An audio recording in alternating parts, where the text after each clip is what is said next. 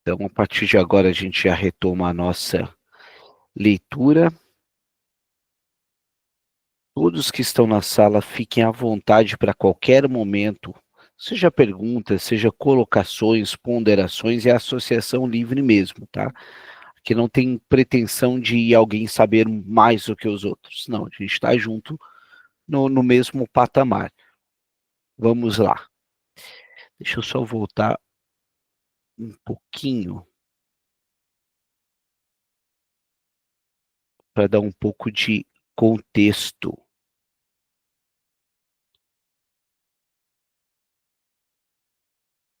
Aqui, vamos pegar no item 11, tá? Então, item 11, o ano aqui que foi escrita essa obra, inclusive. No verão do ano 1901, expliquei uma vez a um amigo, com quem na época mantinha um animado intercâmbio de pensamentos sobre questões científicas. Esse problema neurótico só podem ser resolvidos se nos situarmos inteira e completamente na suposição de uma bissexualidade originária do indivíduo. Esse é um ponto muito importante para nós, tá? Muito, muito, muito importante. Por quê? Notem que o Freud já supunha que somos bissexuais por natureza. Então, vai ser somente lá na adolescência, mediante a identificação que o sujeito terá no complexo de Édipo, que ele vai nortear a sua sexualidade. Então, aqui nós temos uma diferença conceitual do século XX para o século XXI.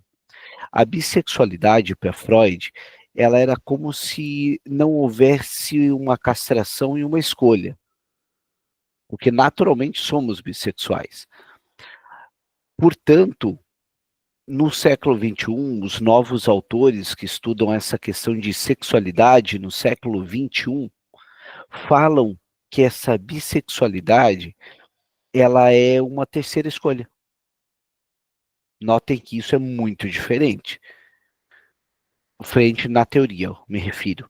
Enquanto um é uma ausência de escolha, permanecendo praticamente ali, ou masculino e feminino, para autores contemporâneos, a bissexualidade seria uma terceira escolha. E muito comum. Quem atua na clínica, na contemporaneidade, vai ver que é muito comum. Né? Hoje, quando a gente estuda sexualidade na contemporaneidade, nós vamos nos valer muito da antropologia, sociologia e filosofia para ter autores que vão nos dar suporte e construir um novo saber, né? Como a Judith Butler, como Paul Preciado são alguns autores. Né, os colegas gostariam de contribuir com algo, fazer alguma pontuação? O que vocês me dizem? Aproveitar que é um tópico muito, muito bom de conversar. Caso não tenha, eu dou continuidade à leitura. Perfeito. Vamos seguir então. Recebi a resposta. Isso eu já havia dito a você há 2 anos e meio, em BR, quando nós fazíamos aquela caminhada à noite. Você não quis saber nada daquilo. É muito doloroso ser assim convidado a renunciar à sua originalidade. Eu não conseguia me lembrar nem dessa conversa, nem dessa revelação de meu amigo. Um de nós dois devia estar enganado. Pelo princípio da pergunta cui prodest, quem se beneficiaria? Tinha de ser eu. De fato, no decorrer da semana seguinte, lembrei-me de tudo exatamente como o meu amigo quis evocar em mim. Até mesmo sei da resposta que dei naquela época. Ainda não quero me debruçar sobre isso, não quero entrar nesse assunto, mas, desde então, tornei-me um pouco mais tolerante quando, em algum lugar, na literatura médica, deparo-me com uma das poucas ideias às quais meu nome poderia ser associado, e quando, ao vê-lo, Sinto falta da menção do meu nome. Críticas à própria esposa, amizade que se transformou no contrário. Erro no diagnóstico médico, rejeição por parte daquele com intenção semelhante. Apropriação de ideias, dificilmente seria um acaso que um número de exemplos de esquecimento reunidos, sem seleção, precise que se entre em temas tão penosos para serem resolvidos. Estou muito mais inclinado a suspeitar de que qualquer outro que queira submeter os motivos de seu próprio esquecimento a um exame poderá registrar um mostruário semelhante de contrariedades. A propensão para o esquecimento do que é desagradável parece-me inteiramente universal. Olha só que ponto interessante e relevante para a nossa clínica, pessoal. Só deixa eu só vou desligar aqui o celular para não ficar tocando como estava acontecendo. Pronto. A propensão para o esquecimento de que é desagradável parece-me inteiramente universal. Então, quando nós estamos na clínica e o nosso analisando pega e nos diz sobre eu não consigo lembrar, é muito importante a gente, de forma, claro, sucinta, delicada, talvez não seja o momento, mas sempre tentar instigar um pouquinho mais para que ele aprenda a se analisar. Né, ontem, um colega nosso lá no grupo, o João, fez uma ponderação muito relevante quando ele falava sobre essa questão de autoconhecimento e de psicanálise não ser um autoconhecimento, mas de ser a construção de um saber sobre si. E principalmente é sobre isso que nós falamos na psicanálise, a possibilidade de nós propiciarmos ao nosso analisando a capacidade que ele tenha de se analisar, de que ele entenda que aquele eu não estou lembrando, o que será de desagradável, usando essa linha nesse caso, né? Propensão para o esquecimento do que é desagradável. Né? Aquela questão da infância, as memórias encobridoras e a chamada amnésia infantil. Por que será que aquele sujeito não lembra de nada? Né? O que será que está escondido aí? Parece-me inteiramente universal.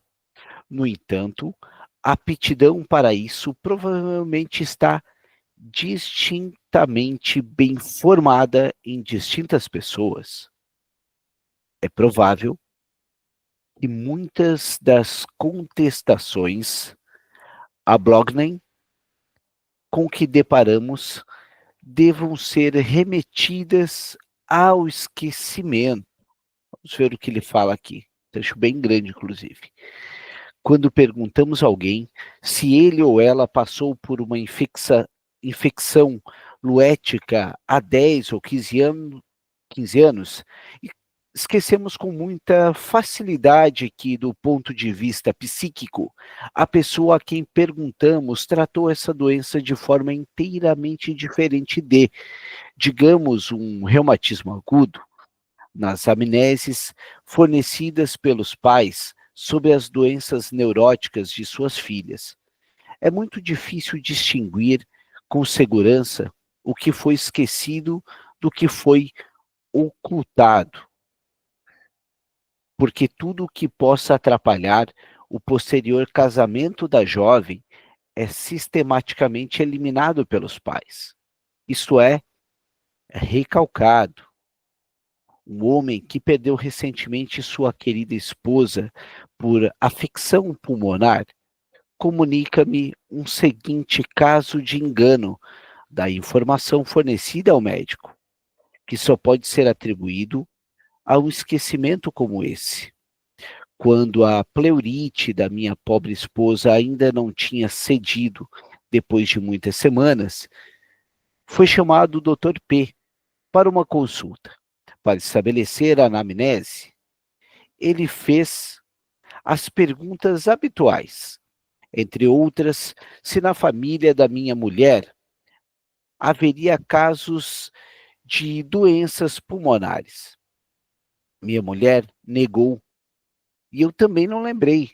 Na despedida do Dr. P, a conversa recaiu como por causalidade sobre as excursões, e minha esposa diz: sim, eu também,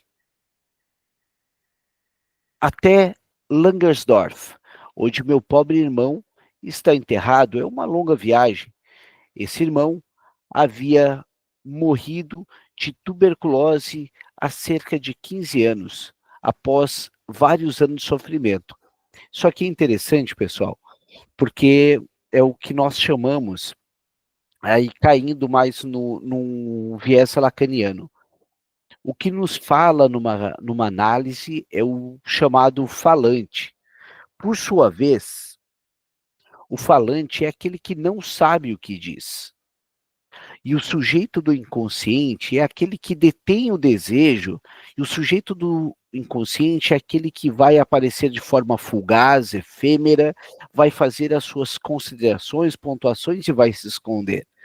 Então, nesse momento em que ela dizia que nunca tinha nenhum problema de relacionado ao pulmão, esse sujeito do inconsciente se manifesta e fala sobre esse irmão que morreu. Como se dissesse: ei, observa que aqui tem alguma coisa. E se esconde de novo. Né? Vamos partir dessa premissa. Por isso que numa análise é muito importante, na nossa escuta flutuante, atenção flutuante, observarmos esses detalhes. O que muitas vezes passa como assuntos, as populares bobeiras, digamos assim. Tá? Não é Shell, para... Oi, Aide, por favor. quando você traz essa questão aí dessa observação da escuta flutuante, desse prestar atenção, né, desse estar o tempo todo ali atento para qualquer situação dessa que eu tive, e eu deixo aqui como já de spoiler para quem já trabalha em clínica, né? É, é, um jovem, ele veio até mim, né? A mãe que o trouxe, através da escola, né? Foi até a escola, não foi nem a mãe. E ele só silenciava, ele não verbalizava nada. Então, assim, veio todo o estudo e foi indo, ele não verbalizava, ele não soltava nada da história dele. Então, você vai para a anamnese, você pede pai, pede mãe, pede família, tudo isso aí, enfim. Ele não verbalizava. O que acontece? Eu pedi que a mãe viesse, e quando a mãe veio, trouxe que ele era filho adotivo. Percebe? Então, assim, quando puxava essa parte família, essa questão familiar, e aí agora eu fui. Essa mãe veio para a análise também, para trazer um pouco também da história dele, porque ele não queria mexer naquela dor, né? De que ele era filho de uma pessoa que o adotou, e aí veio a história dele, que ele era filho de uma família muito humilde e que o pai dele havia sido assassinado. Então, para aquele jovem de 13 anos, eu me lembro que era bem na escola militar, no colégio militar, para ele era muito doloroso mexer naquela história dele, né? Então ele silenciava a dor dele, e nós, como analisando, né, que analisamos cada vida, cada alma que chega até nós, precisamos estar atentos justamente para esse silenciar, porque a verdade dele, muitas vezes ele traz com ele e nós não ficamos sabendo, né? Então, essa é uma coisa que eu deixo, porque realmente essa escuta flutuante é necessária, e às vezes você não dá conta daquilo ali por conta de não ter esse analisado trazer todas as informações para ser curadas, porque a dor é dele e a gente precisa respeitar. Obrigada. Aide, obrigado pela tua ponderação, e é legal esse ponto que tu trouxe, até porque, aí, de novo, reitero, num viés um pouquinho mais lacaniano. Enquanto no Lacan, e seguindo uma premissa muito freudiana, nós pensamos nos significantes que esse nosso analisando nos traz. No caso da Aide, é até interessante a gente notar que silêncio não é ausência de fala, como ela mesmo viu. Né? O silêncio na psicanálise não é vazio. O silêncio, ele tem toda uma interpretação. Tem um psicanalista fantástico, o Theodor Hayek, né? Algumas pessoas até falavam que ele queria ser o Freud, porque ele se vestia muito parecido com o Freud, o Hayek. Na análise com crianças e com adolescentes, a gente tem que imputar muitos significantes, porque muitos não têm vocabulário ou até mesmo não estão habituados a se analisar. É mais complexo até mesmo. É curioso, porque é muito comum a gente ouvir de psicanalistas dizendo: eu atendo adolescentes e adultos. Mas, na verdade, se a gente for seguindo a linha aí da professora Renata, acho que é Wittmann, o adolescente ele está mais próximo à criança do que propriamente ao adulto. Então, se for ver uma questão de significantes mesmo, porque tu tem que imputar, é meio que adolescente e criança. E aí, é uma linha muito tênue, porque quando tu atende adolescente e atende crianças, geralmente são os pais que trazem. Geralmente são os pais. E aí, entra numa linha tênue, porque muitos pais querem que você adapte aquela criança à família, que você adapte aquela criança à sociedade, e daí eu lhes pergunto, né?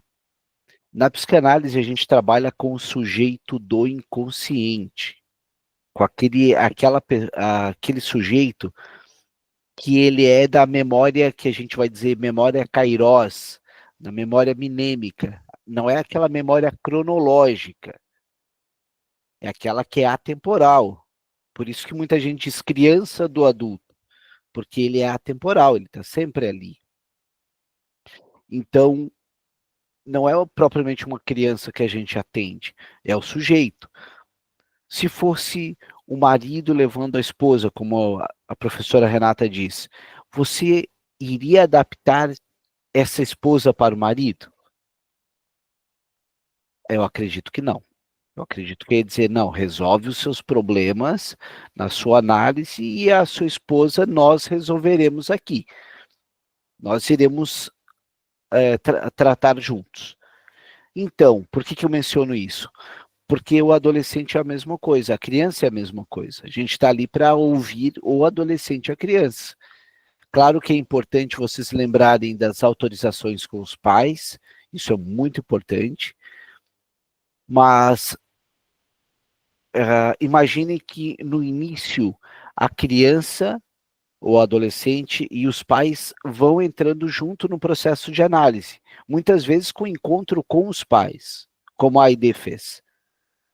Até os pouquinhos que a gente vai distanciando esses pais e dizendo, ei, daqui ele já pode andar sozinho. Imagina que a criança levada para a escola.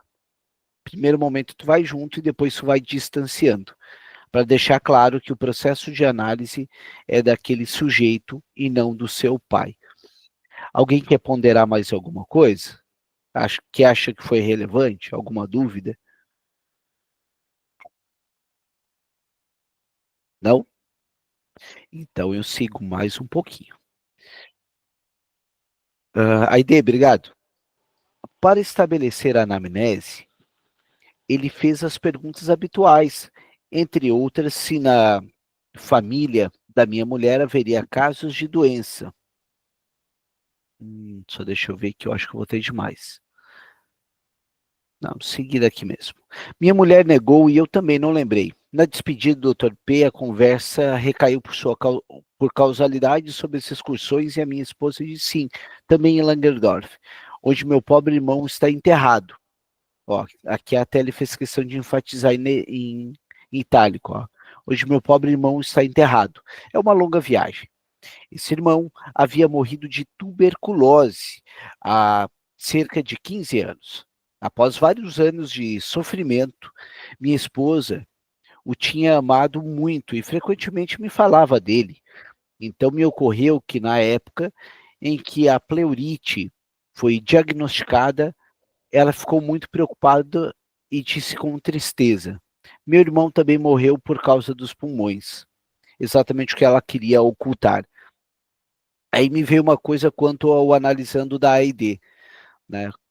Pelo fato de ser adotado, uma das coisas muito relevantes para qualquer sujeito é realmente a sua história, é o seu nome, é ter se sentido desejado, indo na linha winnicottiana, ter recebido o chamado holding handling, e o quanto na sua formação, na sua integração egóica, isso foi deficitário, e que talvez o aproxime muito do que a gente chama de clínica do vazio, o que muitas vezes ele pode cair numa delinquência de roubos, no sentido de o seguinte: roubaram da minha história, roubaram alguma coisa minha.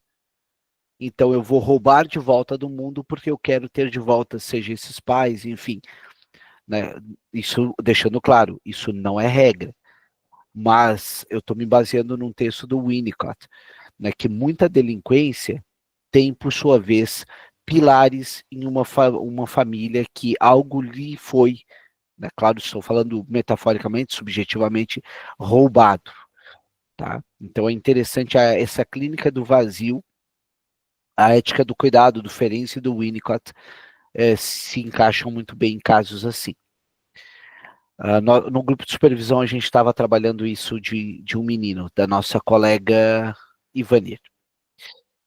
Mas agora, essa lembrança estava tão recalcada que, mesmo depois de fazer seu comentário sobre a excursão para ele, ela não encontrou motivo algum para corrigir a sua informação sobre as doenças de sua família. Quanto a mim, o que estava esquecido me ocorreu novamente no mesmo momento em que ela falou de Langersdorf. Uma experiência inteiramente análoga é relatada por Ernest Jones, né, o psicanalista galês, no trabalho que aqui mencionamos várias vezes. Um médico cuja esposa sofria de uma doença abdominal de diagnóstico incerto observou, consolando-a: mas é bom que na sua família não tenha havido nenhum caso de tuberculose. A mulher respondeu extremamente surpresa: você esqueceu que minha mãe morreu de tuberculose e que minha irmã só se recuperou da sua tuberculose depois que os médicos a desenganaram? Então, notem a correlação aí. E verdade que a nossa concepção, um esquecimento como esse reduz a diferença entre este e aquele comportamento a proporções puramente psicológicas e nos permite ver em ambos os modos de reação a expressão do mesmo motivo, de todos os numerosos exemplos de recusa da realidade, Verleugnung, de lembranças desagradáveis que observei nos parentes de pacientes. Um deles permaneceu em minha memória como sendo especialmente singular. Uma mãe me informava sobre os anos de infância de seu filho neurótico, agora na puberdade, e ao fazê-lo me contou que ele e seus irmãos haviam sofrido de uma incontinência urinária até a idade tardia, o que para a história clínica de um neurótico não é sem importância. Algumas semanas depois, quando ela quis buscar informações sobre o estado do tratamento, eu tive a ocasião de chamar-lhe a atenção para os signos de uma disposição constitucional, a doença no rapaz. E entre eles, me referi à anamnese de molhar a cama. Para o meu espanto, ela contestou esse fato, tanto em relação a ele quanto aos outros filhos, e me perguntou de onde eu poderia saber disso, até que ela finalmente ouviu de mim que ela própria o tinha me contado havia pouco tempo, o que, portanto, tinha sido inclusive esquecido por ela. Agora a gente vem no 57 aqui. Nos dias em que eu estava envolvido com a escrita dessas páginas, aconteceu-me um caso quase inacreditável de esquecimento em 1º de janeiro. Estava revendo minha agenda de consultas para poder enviar as contas com meus honorários, quando me deparo em junho com o nome M. 1. e não consigo me lembrar da pessoa a quem ele pertencia. Meu estranhamento cresce à medida que, ao folhear as páginas, percebo que tratei do caso em um sanatório e que eu visitei diariamente por semanas. Um doente com o qual nós nos ocupamos nessas condições não pode ser esquecido pelo médico. Transcorridos apenas 6 meses, teria sido um homem, perguntei-me, um paralítico, um caso sem interesse. Finalmente, a nota sobre o honorário recebido me devolveu todo o conhecimento que queria subtrair-se da lembrança M1. Era uma garota de 14 anos, o caso mais singular dos meus últimos anos, que me deixou um ensinamento que dificilmente esquecerei e cujo desenlace me proporcionou as horas mais penosas. A criança adoeceu com uma inequívoca histeria, que de fato em minhas mãos melhorou rápida e radicalmente. Depois dessa melhora, a criança me foi retirada pelos pais. Ela ainda se queixava de dores abdominais, as quais cabia o papel principal no quadro de sintomas da histeria.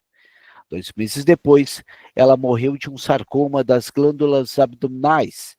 A histeria, a qual a criança estava simultaneamente predisposta, tomou a formação de um tumor como causa provocadora. E eu tinha ficado fascinado com o aparecimento ruidoso, porém inofensivo da histeria. Talvez os primeiros sinais da doença rastejante incurável tenham sido negligenciados. Aí é interessante, quando nós estamos lendo, no Freud em especial, que o Freud ele não fala só dos casos que deram certo, mas ele fala também dos diversos casos que houveram contratempos, em que o manejo dele foi falho, foi negligenciado, enfim. É muito importante lembrar disso quando nós estamos relativamente no início de um percurso de jornada. Né? Se o pai da psicanálise, inclusive, enfatizava muito essas falhas, talvez visando quebrar as nossas certezas, muitos de nós tendem a querer somente atender quando estiver supostamente perfeito, completo, o que sabemos que isso vem como um sintoma de uma neurose obsessiva, né? Algum colega gostaria de pontuar alguma coisa? Algum insight? Alguma frase que lhes chamou a atenção? Bom dia. Bom dia, Simone. Me chamou um pouquinho a atenção um pouquinho antes, quando você falou assim, muita delinquência mostra algo que foi, tipo, roubado da pessoa, é isso? Tirado dela? Isso. Buscando lá na questão do Winnicott, tá? Uhum. Tem uma obra dele, um texto, que é Delito e Delinquência. Acho que é deprivação, que ele vai apresentando diferença de conceitos. Né? Então, essa deprivação, que é esse retirado algo que lhes tinha, vamos botar aí, por exemplo, um abandono paterno. Uhum. Tá?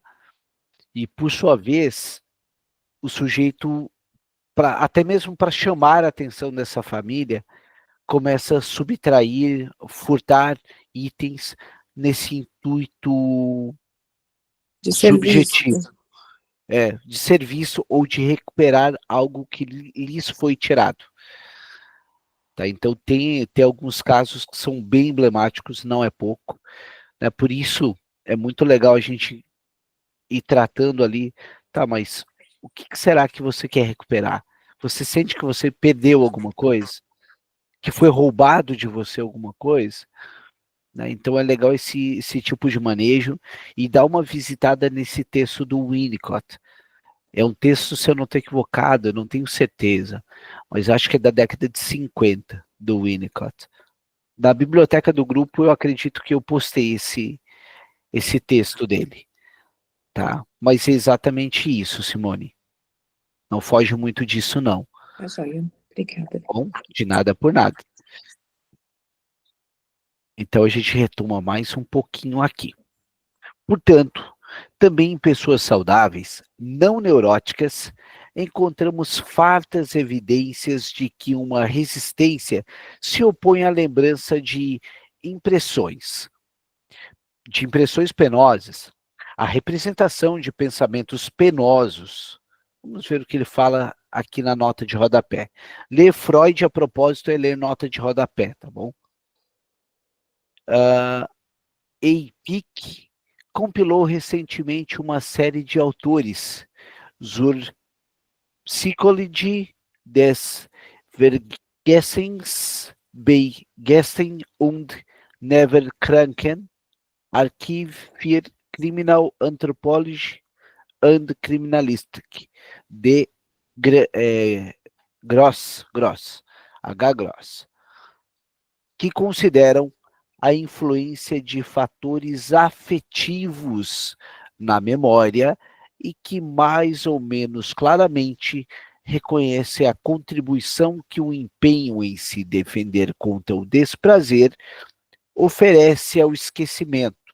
Nenhum de nós, porém, conseguiu figurar o fenômeno e seu fundamento psicológico de maneira tão exaustiva e, ao mesmo tempo, tão impressionante quanto Nietzsche, em um de seus aforismos, além do bem e do mal. Eu fiz, diz minha memória. Não posso tê-lo feito, diz meu orgulho, e permanece inexorável. Por fim, a memória cede.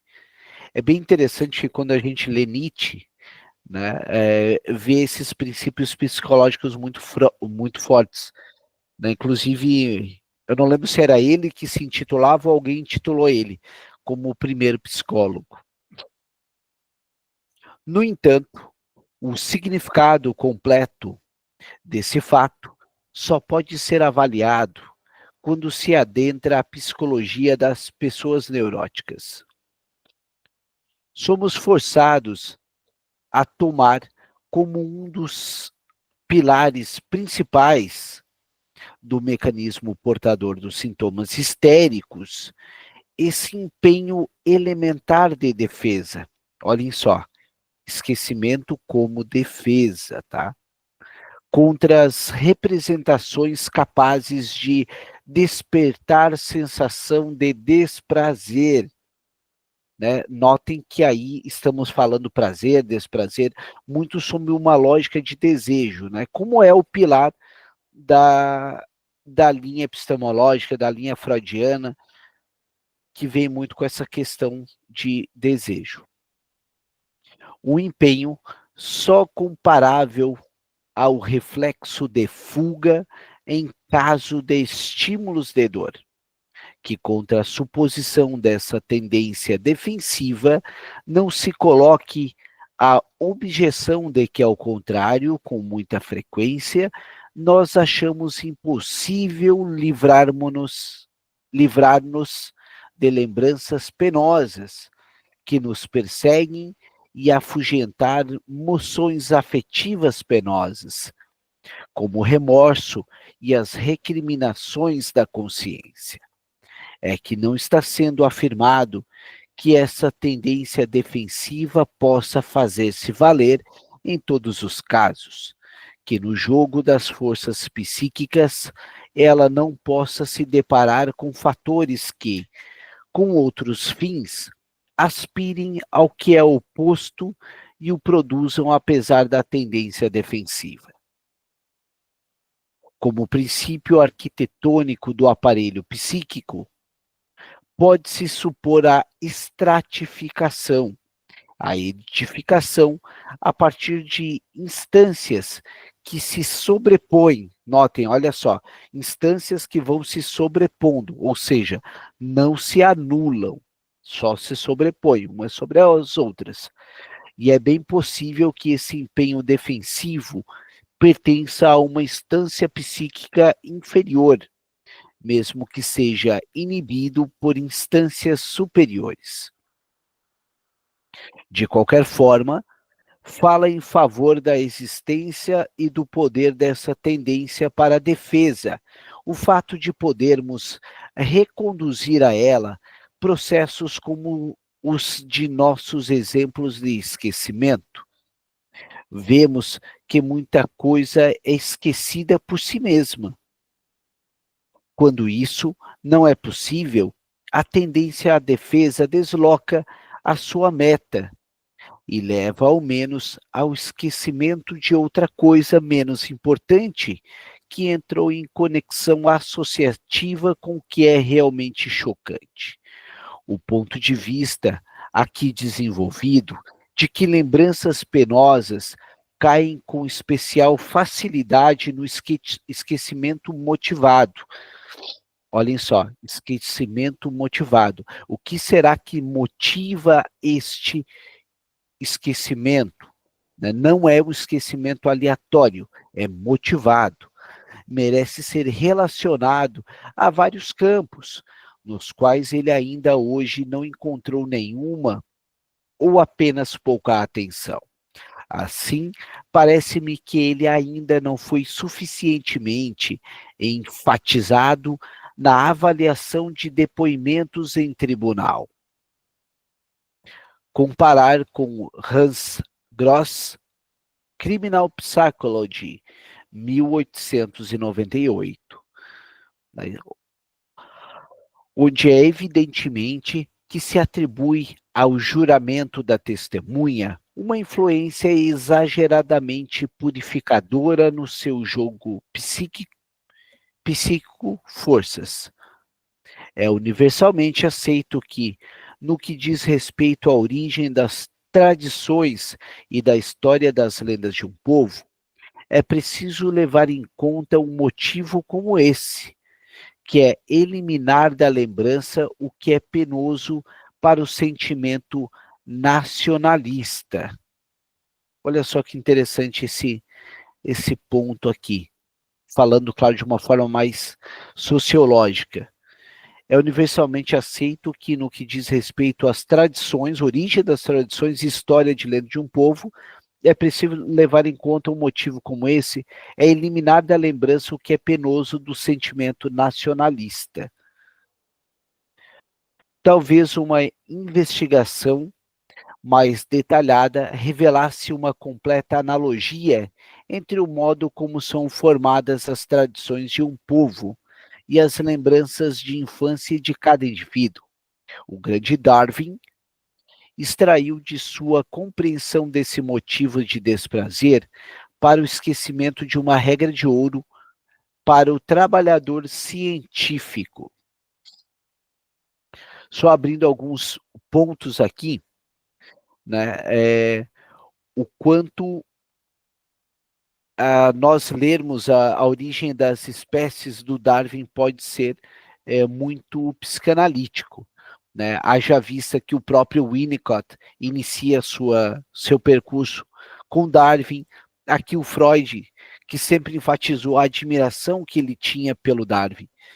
E notem que para muitas pessoas vão dizer que a psicanálise é uma teoria solipsista, ou seja, foco no indivíduo. E aqui nós vimos as menções sobre tradições, sobre lendas de um povo. Então, quanto é importante a gente conhecer um pouco da antropologia, da sociologia, da filosofia, do social, para que possamos entender que o indivíduo está dentro de um ambiente. E aí eu volto para a situação que a Aide nos trouxe como exemplo.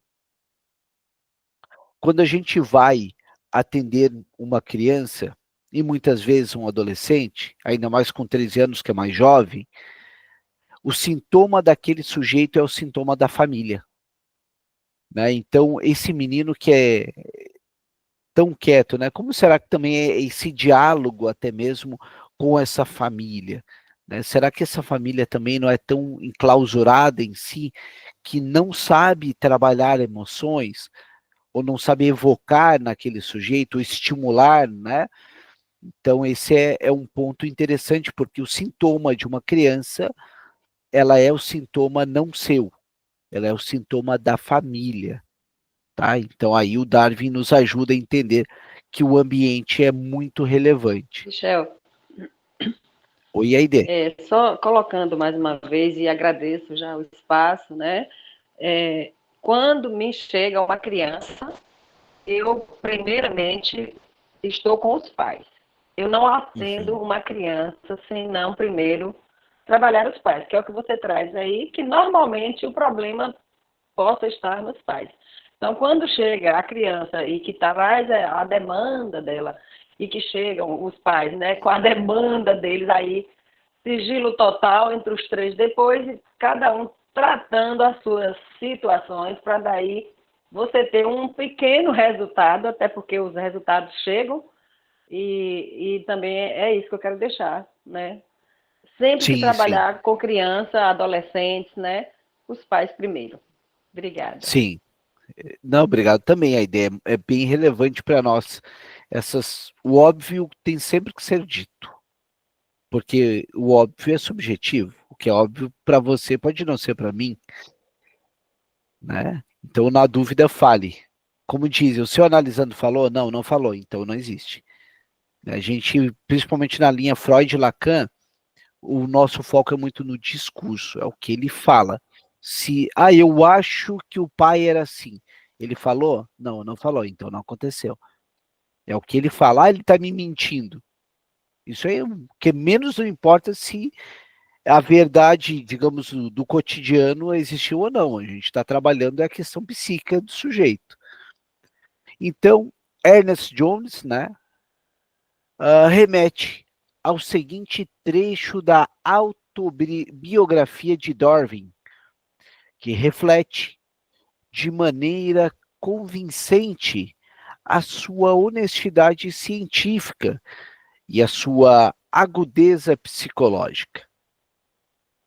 Segui por muitos anos uma regra de ouro, encontrando um fato publicado, uma nova observação ou um pensamento opostos aos meus resultados gerais. Então anotava imediatamente palavra por palavra, pois a experiência me ensinou que tais fatos e pensamentos eram muito mais fáceis de escapar da memória do que os favoráveis, pois a experiência me ensinou que tais fatos e pensamentos eram mais fáceis de escapar da memória do que os favoráveis. Por isso que muitas pessoas dizem, né? É muito interessante isso, no sentido de sempre anotar as coisas no nosso cotidiano, embora numa análise a atenção flutuante freudiana, lacaniana, usualmente não costume anotar, né? Para não condicionar até o narcisismo daquele sujeito que lhe vê anotando. Então, lê mais um trechinho antes de finalizarmos. Bem semelhante ao esquecimento de nomes, podem também ocorrer uma falsa lembrança. Fellen Riner, no esquecimento de impressões, a qual se encontra a crença, é caracterizada como confusão de lembrança.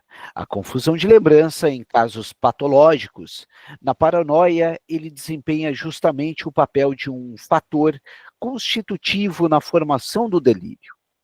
Ocasionou uma vasta literatura em que sinto falta de qualquer indício de sua motivação. Como esse tema também pertence à psicologia das neuroses, ele se subtrai ao tratamento em nosso contexto.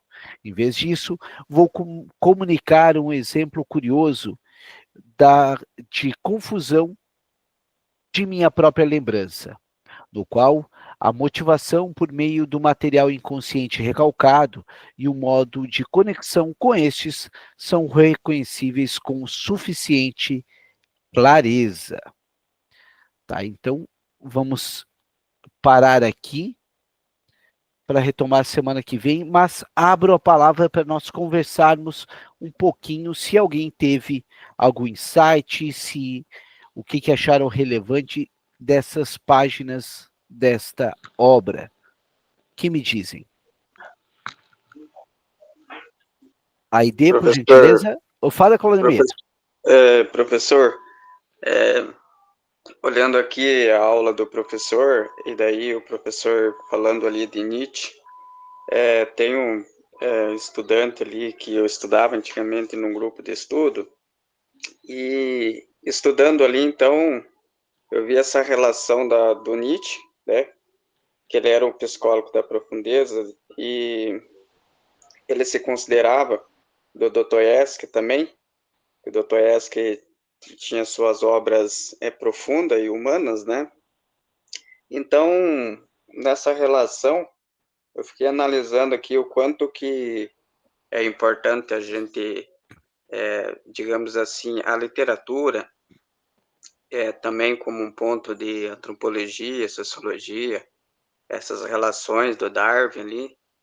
Então, o quanto que se é necessário, né, a psicanálise como essa parte de transformação do ser humano, né? De construir ali, digamos assim, de olhar para a pessoa, o ato da pessoa quando ela, digamos assim, se distancia de si própria e acaba se perdendo, né?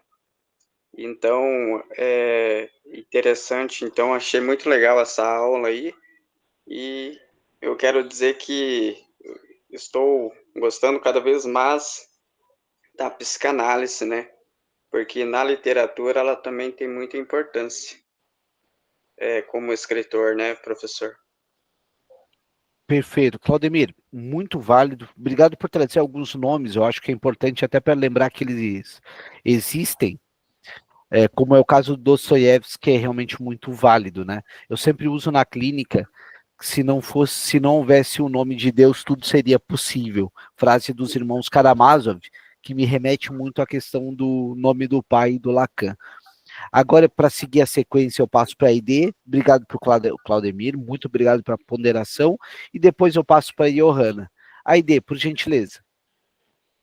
Mesmo agradecer, né, Michel, esse espaço que você nos traz, um conhecimento, essa troca, e porque aqui estamos mesmo a aprender, né? Então, fechando aí o que o colega falou, a gente trabalha ressignificando pessoas, porque ressignificar significa, né? Então, quando qualquer analisando nosso que chega até nós, ele chega já num estado de não significância. E isso a gente precisa se debruçar sobre conhecimento, sobre leituras e mais leituras, e essa troca de conhecimento que você nos propõe e que nos deixa assim muito tranquilos de estar fazendo acontecer esse fazer psicanalítico. Gratidão, boa semana a todos. Obrigado, Aide. Obrigado. É realmente isso. Antes de passar para a Johanna, só uma frase que eu acho importante pontuar. Né? A gente não muda os fatos, mas como a gente conta a nossa história, muda quem nós somos, né? Claro que essa frase é do Contar do Caligares, acho ela muito pertinente. Johanna, por gentileza. Oi, bom dia, tudo bom? Bom dia. Eu achei interessante o que você falou agora há pouco, agora no final, sobre a questão de fazer anotações, né? Escrever muito durante a sessão. E aí você falou do não condicionar o narcisismo do paciente. Eu queria entender isso melhor, porque inclusive estou usando, né, a Ana M, esse software sensacional. Mas eu, de qualquer forma, percebo que eu tenho isso dentro de mim, essa alma de escriba, né? Que eu estou sempre escrevendo, sempre anotando tudo. Mas é isso, gostaria de entender melhor essa questão do condicionamento do narcisismo do paciente. Obrigada. Vamos lá. Se a gente cair numa linha mais epistemológica, o analista Teflon, como diz o Alexandre Patrício de Almeida, tem uma série argentina na Netflix, que eu sempre cito ela, que é A Invejosa, dá para ver muito nítido isso, que acontece. Quando tu anota, e o teu analisando, caso tu opte por ficar no campo visual dele, ele nota que tu escreveu. E aí ele fica naquela sensação de eu falei uma coisa importante para ele. eu vou continuar falando isso. Porque isso é importante, ele anotou. Então, é aquela história de associação livre já se perde um pouco ali, porque em tese tu seria direcionado pelo seu narcisismo. Ele anotou, é importante. Nota que no registro imaginário lacaniano, que culminou ali em 1970, a Clínica do Nó, o registro imaginário ele é a questão especular e óptica, ou seja, você me olha, eu existo. Eu olho você, você existe. Nós precisamos do campo de visão, né? Tanto que a gente faz com aquela brincadeirinha de não olhar para uma criança, não escutar ela, para deixar ela com a sensação de que ela está invisível ou que ela não existe, que virou fantasma. Então, no momento que tu está nesse campo de visão e a pessoa te olha e tu fazendo a anotação, ela, opa, ele vai me olhar, ele vai me notar. Enquanto isso, a intenção é que ele é por via de levare, que eu não insira o significante. Então, esse é o raciocínio de alguns autores. Claro que a gente trabalha com subjetividade, né? Para alguns, o divã é tu ficar totalmente fora do espectro visual. Já para outros, né, aqueles que vão fazer uma intersecção com o Pierre Weil, da linguagem corporal, tu vai ficar numa posição que você olha o seu analisando no divã, mas ele não lhe olhe. Partimos do pressuposto digital e online, eu fecho a minha câmera, mas você não fecha a sua. Né? Então essa é a jogada. Eu acho que a ID queria falar alguma coisa? Não? Perfeito. Então, pessoal, ficamos por aqui. Johanna, fez sentido? Não fez? O que tu me diz? É isso? Sim, sim, fez muito sentido. Gostei que você trouxe para a perspectiva atual online, né? Eu fico me perguntando se tem alguém que trabalha assim, não sei se você trabalha assim, de fechar a sua câmera, deixar a câmera do paciente aberta, e eu também me lembro, isso me fez pensar dos meus pacientes, que eu tenho pacientes que têm dificuldade de abrir a própria câmera, então ficam os dois com a câmera fechada. Quais as implicações dessas... Quem fazia isso, o Contardo Caligares fazia isso. A própria Luciana Salum menciona isso, que ele abria a câmera, saudava ela e fechava a câmera, e lá no final da sessão ele abria para se despedir. Tá? Eu faço em alguns casos, não são todos. Em alguns casos, principalmente quando a gente já está mais avançado na análise, porque lembra, né, o divã até 2020 era um móvel. Depois de 2020 ele é um estágio do processo analítico. Porque as entrevistas preliminares é o estágio da poltrona, entre as vistas. O ensaio de análise, também conhecido como entrevista preliminar, entre as vistas, as poltronas. Até que a gente faz a transição para o divã. Nunca nós iniciamos o processo de análise diretamente no divã. Porque tu não vai estar devidamente estabelecida a transferência. Tá? Pessoal, então, excelente semana a todos. Seguimos no grupo. Valeu. Valeu, tchau, tchau. Tchau.